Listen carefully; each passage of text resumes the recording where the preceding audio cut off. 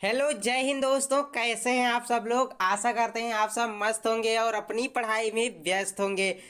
दोस्तों, आज के इस वीडियो में मैं आप सभी लोगों को कक्षा 9वीं हिंदी का मॉडल पेपर बताने जा रहा हूं।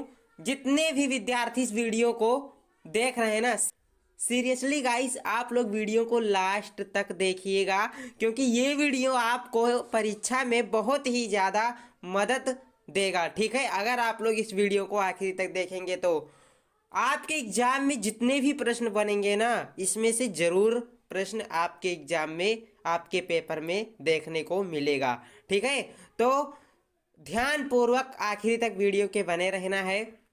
फर्स्ट क्वेश्चन है आपका, बाबू गुलाब राय की आत्मकथा है। जितने भी क्वेश्चन मैं बताऊंगा आपको, बहुत ज़्यादा इम्पोर्टेंट है, नेक्स्ट लेवल क्वेश्चंस हैं। ठीक है, तो यहाँ पे आपको चार ऑप्शन दिए जा रहे हैं। ऑप्शन ए कुछ आप बीती कुछ जग बीती, ऑप्शन बी मेरा जीवन प्रवाह, मेरी असफलताएं, option C and option D है आपका अपनी खबर। बहुत ज़्यादा फेमस क्वेश्चन है।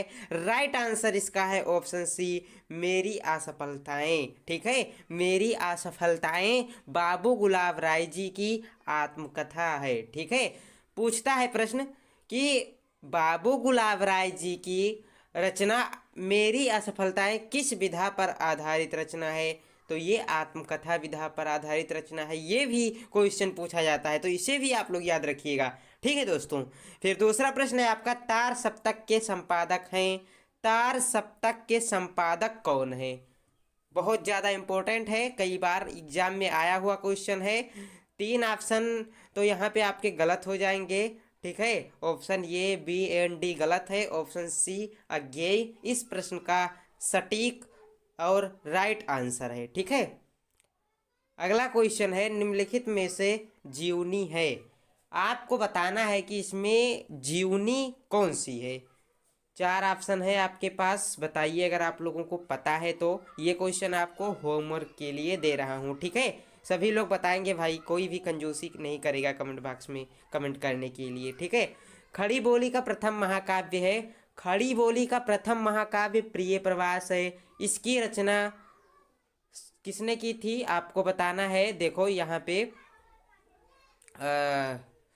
इसकी रचना अयोध्या सिंह उपाध्याय हरियोध ने की थी। यही क्वेश्चन है, चौथा और पांचवा रिलेटेड क्वेश्चन है एक दूसरे से। पूछा गया प्रश्न था, क्या पूछा गया था देखिए, खड़ी बोली का प्रथम महाकाव्य है, तो खड़ी बोली का प्रथम महाकाव्य प्रिय प्रवास है। और पांचवा प्रश्न में पूछा गया है, अयोध्या सिंह उपाध्याय हरियोध की रचना है, तो हरियोध जी की रचना प्रिय प्रवास ही है। ठीक है, प्रिय प्रवास अयोध्या सिंह उपाध्याय जी की रचना है, जो खड़ी बोली का प्रथम महाकाव्य भी है। ये बात आप लोग याद रखिएगा, यहाँ से क्वेश्चन आपके एग्जाम में अवश्य देखने को मिलेगा। ठीक है, जितने भी प्रश्न मॉडल पेपर में हैं सब बहुत ज़्यादा इम्पोर्टेंट है दोस्तों।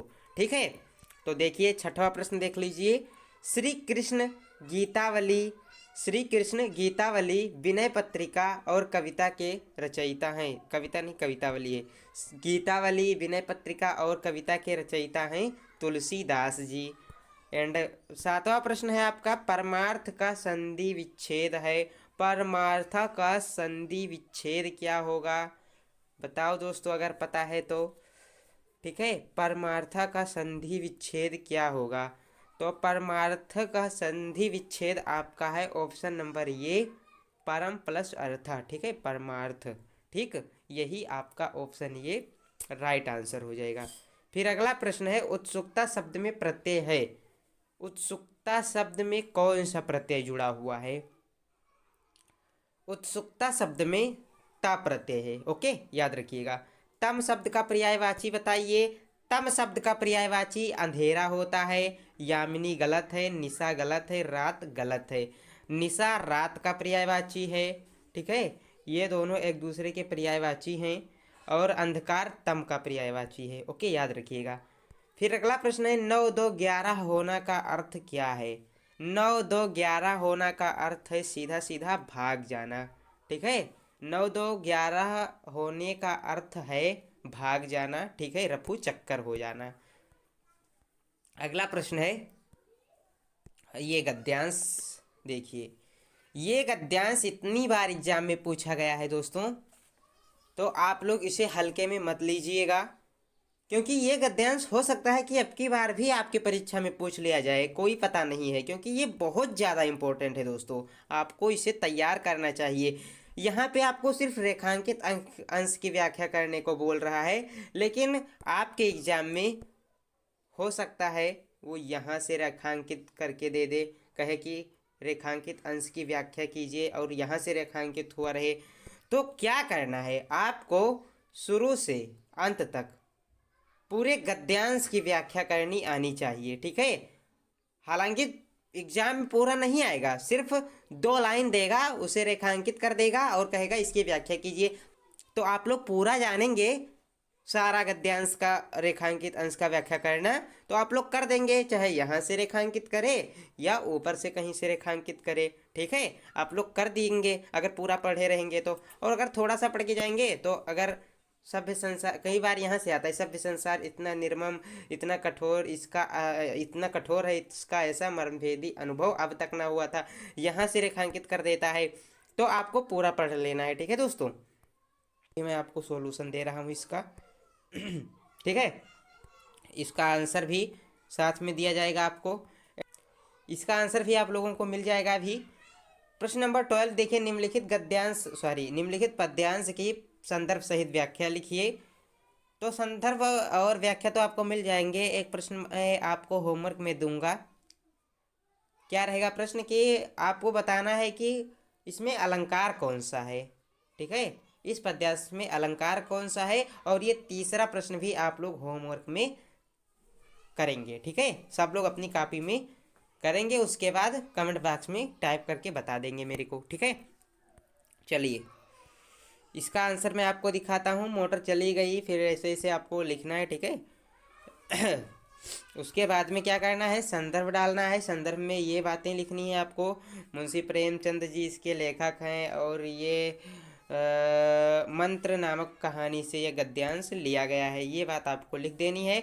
और आप लोग व्याख्या यहाँ से इसकी पूरी पढ़ सकते हैं, ठीक है। शुरू से अंत तक लिख लीजिए, मैं तो कह रहा हूँ दोस्तों लिख लीजिए आप लोग, बहुत इंपॉर्टेंट है। आप लोग स्क्रीनशॉट लीजिए, ले लिए ना, ओके। यहाँ का भी थोड़ा सा, ठीक है, इसके आगे भी है, ये है, बस इतना ही है। इसका स्क्रीनशॉट सब लोग ले लीजिए, सब लोग स्क्रीनशॉट मारिए इसका,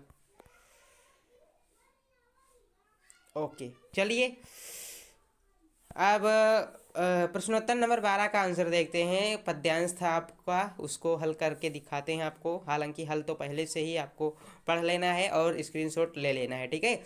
यहाँ पे संदर्भ लिखा हुआ है, प्रस्तुत पद्य हमारी पाठ्य पुस्तक हिंदी काव्य में संकलित एवं रहीम द्वारा रचित दोहा शीर्षक से अवतरित है, ठीक है। दोहा शीर्षक से अवतरित है।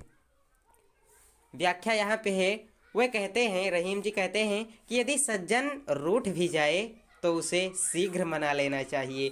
यदि 100 बार रूठे तो 100 बार मनाना चाहिए, क्योंकि वे जीवन के लिए बहुत उपयोगी होते हैं। क्या कहते हैं रहीम जी, सुना कि अगर कोई आपका दोस्त है वो रूठ जाए ना आपसे, तो उसे मना लेना चाहिए। 1000 बार रूठे, 100 बार रूठे, जितनी बार वो रूठे उतनी बार मनाना चाहिए। जिस प्रकार सच्चे मोतियों का हार टूट जाने पर उसे बार बार पिरोया जाता है, उसी प्रकार